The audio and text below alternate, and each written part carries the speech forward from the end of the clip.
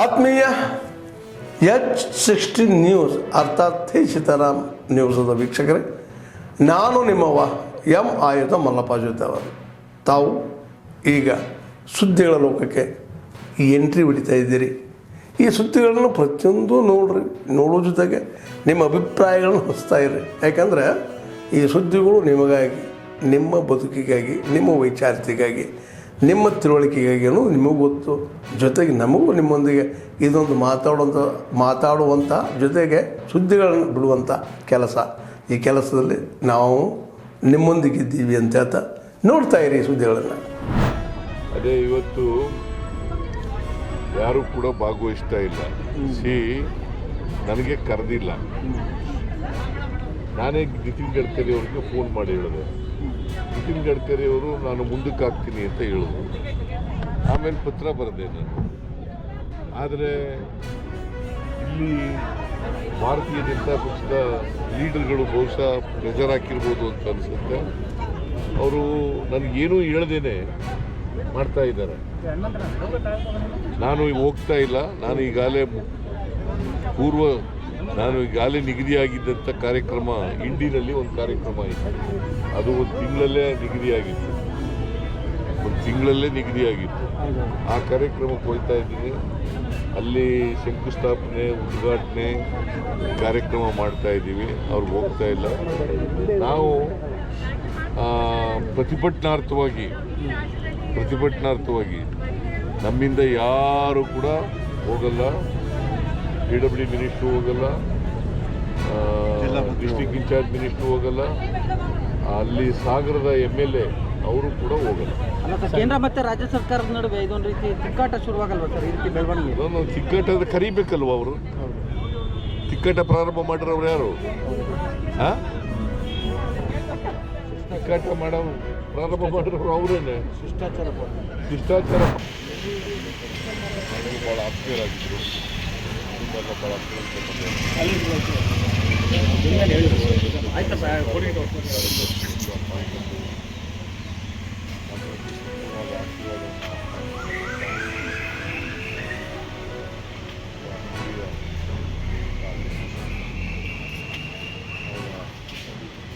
ಆರೋಗ್ಯ ಮಂತ್ರಿ ಸ್ವಲ್ಪ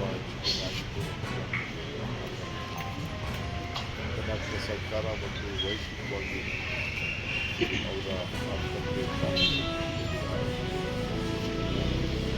ನಾವು ಕೂಡ ಅವರ ಬೇಕಾದಷ್ಟು ರಾಜ್ಕುಮಾರರಿಂದ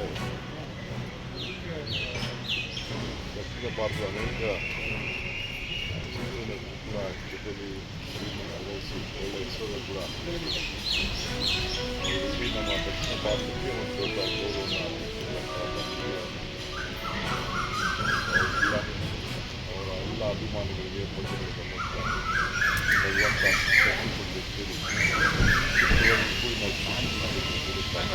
ತಮಗೆ ಯಾವ ಒಡನಾಟ ಹೇಗೆ ಸರ್? ಅವ್ರ ಜೊತೆಗೆ ಲಾಸ್ಟ್ ಟೈಮ್ ಯಾವ ಭೇಟಿಯಾಗಿದ್ದರೆ ಮಾತುಕತೆಯನ್ನು ನೆನಪಿಸ್ಕೊಳ್ಳೋಕೆ ಇಷ್ಟಪಡ್ತೀನಿ.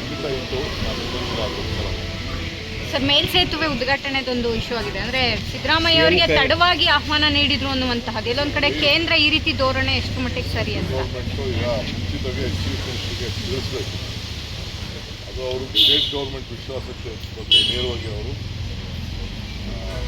MP ಮಾಡಿ ಈಗಾಗಲೇ ಮುಖ್ಯಮಂತ್ರಿಗಳು ನೇರವಾಗಿ ಪತ್ರ ಬಂದಿದ್ದಾರೆ. ಇಂಥ ವಿಚಾರೆಲ್ಲ ನೀವು ಮಾಡಬೇಕಾದ್ರೆ ನಮ್ಮ ವಿಶ್ವಾಸಕ್ಕೆ ಹೋಗಬೇಕು, ಟೈಮ್ ಅಡ್ಜಸ್ಟ್ ಮಾಡಬೇಕು. ಇವತ್ತು ಇದು ಒಂದು ತಿಂಗಳು ಮುಂಚಿದಾಗ ನಾವು ಎರಡು ಸತಿ ಇವತ್ತಿನ ಕಾರ್ಯಕ್ರಮ ಪೋಸ್ಟ್ಪೋನ್ ಆಗಿದೆ. ಇದು ಭಾಳ ದೊಡ್ಡ ಕಾರ್ಯಕ್ರಮ.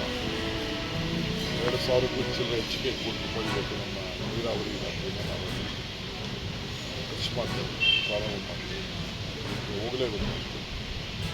ಮುಂಚಿತವಾಗಿ ತಿಳಿಸಿದ್ರೆ ಖಂಡಿತ ನಾವು ಆ ಪ್ರೋಗ್ರಾಮಲ್ಲಿ ನಮ್ಮ ಮುಖ್ಯಮಂತ್ರಿ ಕೋಆರ್ಡಿನೇಟ್ ಮಾಡಬೇಕಾಗಿತ್ತು. ಕೋಆರ್ಡಿನೇಟ್ ಮಾಡಿ ಉದ್ದೇಶಪೂರ್ವಕವಾಗಿ ಮಾಡಿದ್ದಾರೆ ಅಂತ. ಅದೆಲ್ಲ ರಾಜಕಾರಣ ಆಮೇಲೆ ಮಾತಾಡ್ತಾರೆ.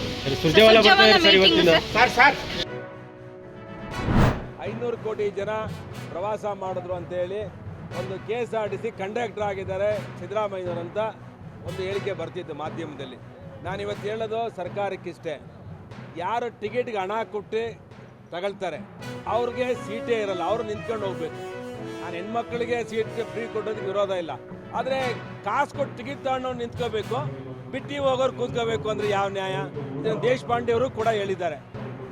ಆಡಳಿತ ಸುಧಾರಣೆ ಇದರಲ್ಲಿ ಅಧ್ಯಕ್ಷರಾಗಿದ್ದವರು ಅವರು ಕೂಡ ಈ ವಿಷಯವನ್ನು ಹೇಳಿದ್ದಾರೆ.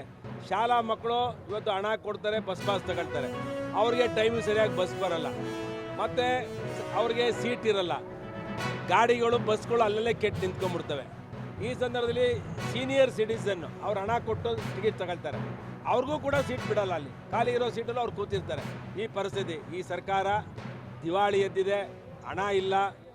ಈ ಸಿದ್ದರಾಮಯ್ಯ ಸುಮ್ಮನೆ ಊಟಾಡಿಕೆ ಆಡ್ಕೊಂಡು ನಾನೇನೋ 500 ಕೋಟಿ ಪ್ರವಾಸ ಮಾಡಿದ್ರು ಅಂತೇಳಿ ಕಾಸು ಕೊಟ್ಟವ್ರಿಗೆ, ಟಿಕೆಟ್ ತಗೊಂಡವ್ರಿಗೆ ನಿಂತ್ಕೊಂಡು ಹೋಗೋ ಭಾಗ್ಯ, ಫ್ರೀಯಾಗಿ ಕೊಡೋರಿಗೆ ಕೂತ್ಕೊಂಡು ಹೋಗೋ ಭಾಗ್ಯ ಕೊಟ್ಟಿರುವಂಥ ಸರ್ಕಾರ ಇದು.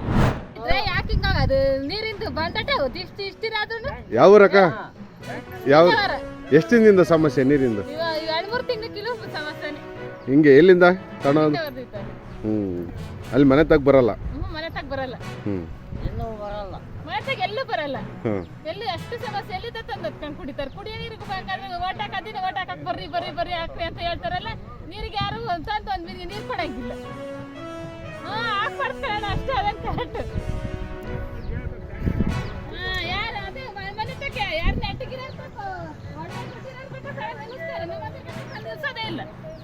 ಎಲ್ಲಿ ಚೆನ್ನಾಗಿರ್ತಾರೆ ಸಾವುಕಾರ ಮತ್ತೆ ನಿಲ್ಲಿಸ್ತಾರೆ, ಮೆಂಬರ್ಗಳಿಗೆ ಹೇಳಿ ಟ್ಯಾಂಕ್ನಾಗ ನೀರು ಬಿಡಿಸು ಅಂತ ಹೇಳ್ಬೇಕು.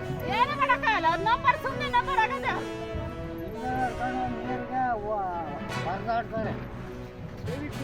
ಆದ್ಮೇಲೆ ಎಲ್ಲ ಸುದ್ದಿಗಳನ್ನು ನೋಡಿದ್ರಲ್ಲ, ಏನು ಅನಿಸ್ತು ನಿಮಗೆ? ಇದರಲ್ಲೇ ನಿಮ್ಗೆ ಲೈಕ್ ಆಗಿರ್ಬೋದು, ಡಿಸ್ಲೈಕು ಆಗಿರ್ಬೋದು, ಕಾಮೆಂಟ್ ಬೇಡಪ್ಪ ಅಂತೂ ಅನಿಸಿರ್ಬೋದು, ಕಾಮೆಂಟ್ ಮಾಡಬೇಕಪ್ಪ ಅನಿಸಿರ್ಬೋದು, ಶೇರ್ ಮಾಡಬಾರ್ದಪ್ಪ ಅನಿಸಿರ್ಬೋದು, ಅದು ಮಾಡಬೇಕು ಅನಿಸಿರ್ಬೋದು. ಏನಾದರೂ ಆಗಲಿ ಶೇರ್ ಮಾಡ್ತಾಯಿರಿ, ಈ ನ್ಯೂಸ್ಗಳನ್ನ ಹಂಚ್ತಾ ಇರಿ, ಜೊತೆಗೆ ಇದಕ್ಕೆ ಸಬ್ಸ್ಕ್ರೈಬ್ ಆಗ್ತಾಯಿರಿ ಅಂತ ಹೇಳ್ತಾ H16 ನ್ಯೂಸ್ ಅರ್ಥಾತ್ ಹೇ ಸೀತಾರಾಮ್, ಇದು ಸತ್ಯದ ಕೈಗೆ ನಡಿ. ವಂದನೆಗಳು.